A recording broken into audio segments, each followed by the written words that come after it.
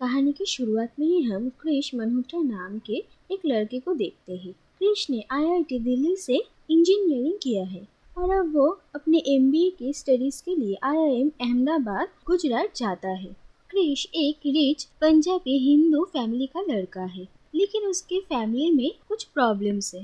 क्रिश के पापा शराब के नशे में अक्सर क्रिश के माँ पर हाथ उठाया करते हैं और क्रिश अपने पापा को बिल्कुल भी पसंद नहीं करता है और उन दोनों का रिश्ता बिल्कुल भी ठीक नहीं है। और अपने एमबीए के कॉलेज में आकर क्रिश अनन्या स्वामीनाथन नाम की एक लड़की से मिलता है जो कि उसे की क्लासमेट है। अनन्या चेन्नई से आई है और वो अपनी यूनिवर्सिटी में इकोनॉमिक्स टॉपर है। अनन्या एक कंजर्वेटिव तमिल ब्राह्मण फैमिली की लड़की है।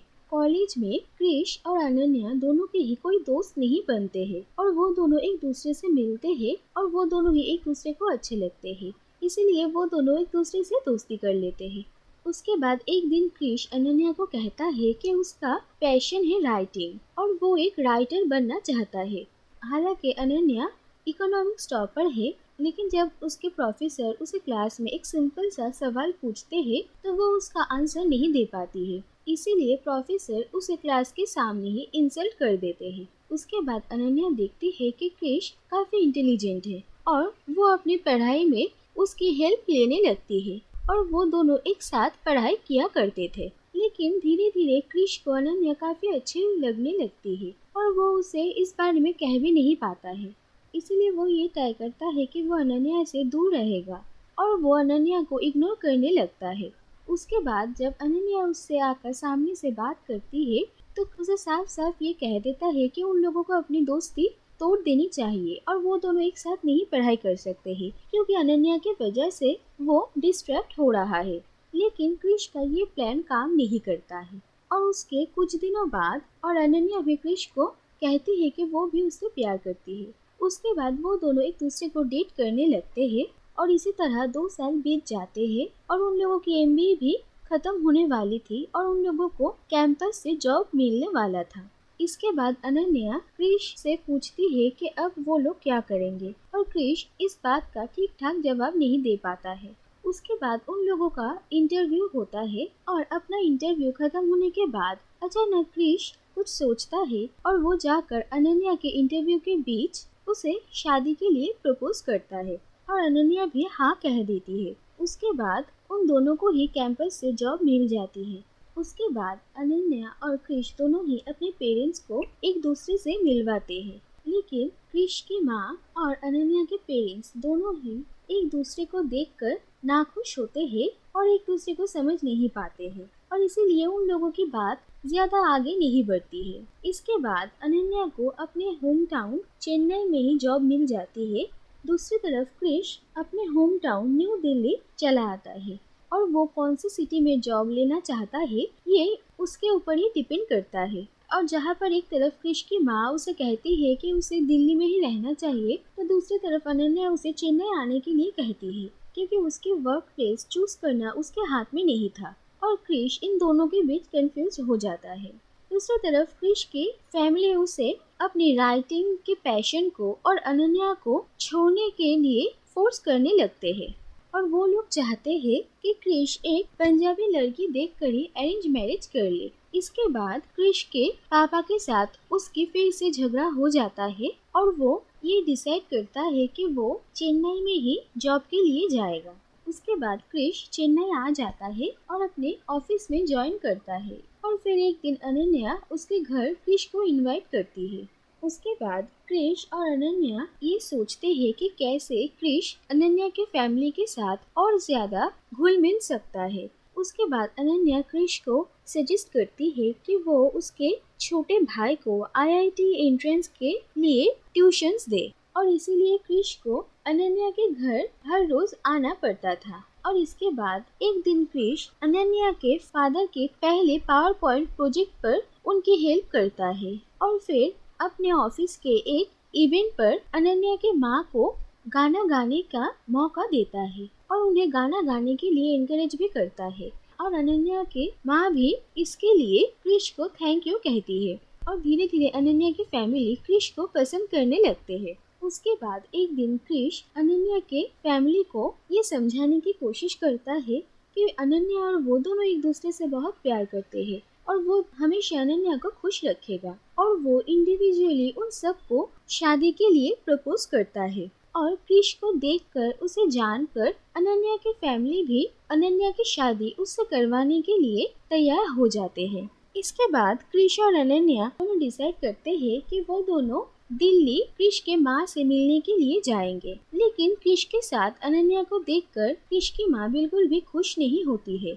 उसके बाद अनन्या क्रिश की माँ का दिल जीतने की कोशिश करती है। इसके बाद वो लोग क्रिश की एक कजन की शादी में जाते हैं और वहाँ पर दहेज लेकर लड़के वालों की तरफ से कुछ प्रॉब्लम होती है और ये शादी कैंसिल भी हो सकती थी। लेकिन फिर अनन्या क्रिश की फैमिली से परमिशन लेकर लड़के से बात करती है और उसे समझाती है और फिर ये शादी अच्छे से हो जाती है। इसके बाद क्रिश की माँ और उसके फैमिली अनन्या को पसंद करने लगते हैं, लेकिन अभी भी उन लोगों के फैमिली के बीच सब कुछ ठीक नहीं था। इसीलिए वो दोनों ये डिसाइड करते हैं कि वो दोनों अपनी फैमिली के साथ मुंबई वेकेशन के लिए जाएंगे और वहाँ पर एक दूसरे की फैमिली को मिलवा देंगे। लेकिन वहाँ पर जाकर भी अनन्या के पेरेंट्स और क्रिश की माँ के बीच प्रॉब्लम्स ठीक नहीं होती है और कुछ न कुछ लगा ही रहता है। और इसके बाद एक दिन दोनों फैमिली एक साथ लंच कर रही थी, तब क्रिश की माँ उन लोगों को तमिलियन के बारे में उल्टा सीधा कह देती है, जो कि अनन्या के पेरेंट्स को अच्छा नहीं लगता है और वो लोग उठकर चले जाते हैं और अनन्या भी इस बात पर गुस्सा हो जाती है।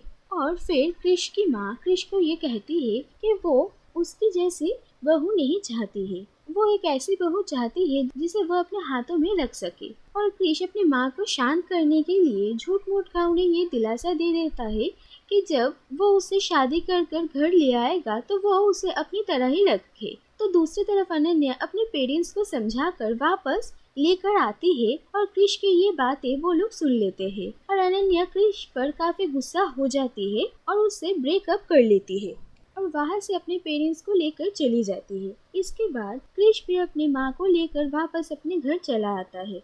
क्रिश और अनन्या दोनों ही इस बात से काफी परेशान होते हैं। क्रिश अनन्या से मिलने के लिए चेन्नई भी जाता है, लेकिन अनन्या उससे ये कह देती है कि उन लोगों के बीच अब कुछ नहीं हो सकता है और क्रिश को भी उसे बार बार फोन करने के लिए मना कर देती है।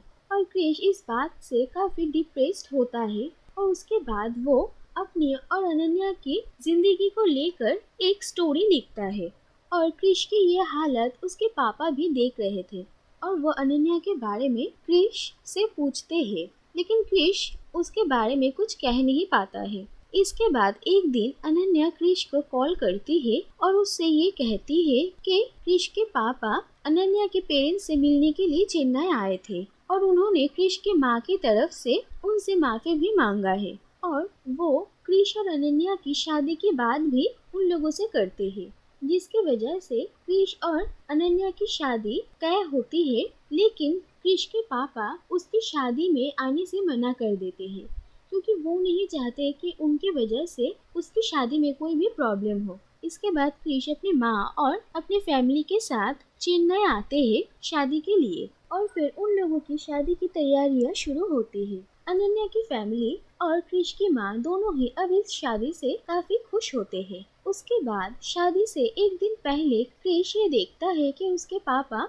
वहाँ पर आ गए हैं, लेकिन वो बाकी किसी से नहीं कहता है। और अगले दिन शादी के वक्त जब पंडित जी पिता के बारे में पूछते हैं तो क्रिश सबसे कहता है कि उसके पापा शादी के लिए आ चुके हैं। उसके बाद वो सब शादी के लिए एक साथ बैठते हैं और क्रिश के पापा उसकी माँ से अपनी सारी गलतियों के लिए माफी मांगते हैं और फिर सबकी खुशी से क्रिश और अनन्या की शादी हो जाती है। उसके बाद हम देखते हैं शादी के बाद अनन्या 2 जुड़वा बच्चों को जन्म देती है और क्रिश अपने जॉब से रिजाइन कर देता है और वो 2 स्टेट्स नाम के एक बुक को पब्लिश करवाने की कोशिश करता है, जो कि उसने अपने और अनन्या के लाइफ के ऊपर लिखी थी।